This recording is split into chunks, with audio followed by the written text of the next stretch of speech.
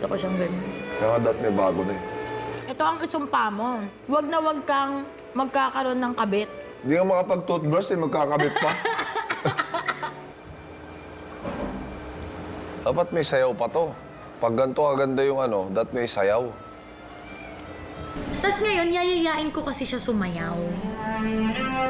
Sayaw tayo? Mamaya na, kwentuhan muna tayo. Sayaw muna tayo. Bilis na, kasi pangarap kong isayaw mo ko. Iniisip ko, di ba sumasayaw kami, itutugtog lang muna siya sa phone. Ang favorite ni ko na band, di ba meron siyang ginawang music video nung bata pa siya. So naisip ko, yun yung gusto kong ipang-surprise sa kanya ngayong Valentine. Eh di akala ni Kong sumasayaw lang kami sa... Kinikilabutan naman ako sa kanya. Sobrang bongga na. Oo. Nasusurprise kaya siya?